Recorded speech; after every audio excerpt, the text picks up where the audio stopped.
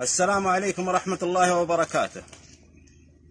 معكم صالح محمد حمدان الميهوبي البلوي من قرية ثربة التابعة لمحافظة العلا.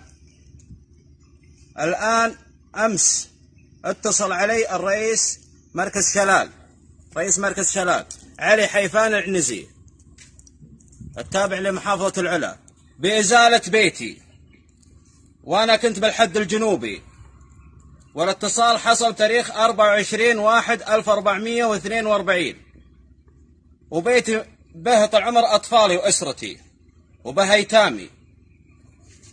والآن طال عمر كلموني يوم السبت، والأمس مشيت يوم السبت أمس، واليوم الوصول الفجر 16 ساعة، جاي خط جاي طريق كله علشان إزالة بيتي.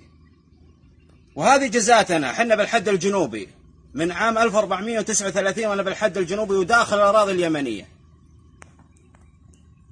والنهاية بإزالة بيتي طال عمر وتنزيل السقف على رؤوس عيالي. وين نروح طيب؟ وين نروح حنا؟ والكلام ما هو لي أنا، فوق 40 بيت أزلوه بقرية ثربة، ولكن لا صوت يوصل ولا كلام يروح ولا ولاة أمر انظرت بوضعنا. حنا نقول أوامر ولاة أمر نسمع وطاعة، ولكن وين نروح بأطفالنا؟ حنا وين نروح؟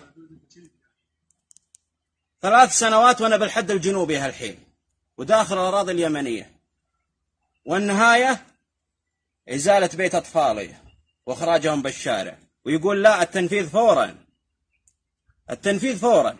يعني بلغوني بتاريخ 24/1/1442، واليوم الأحد التنفيذ. وين نروح بعيالنا طيب؟ وين نروح بأطفالنا؟ إذا هذا جزاتنا ولا أحد ينظر بوضعنا، استغناء عن الجنسية السعودية، استغناء عن الجنسية السعودية.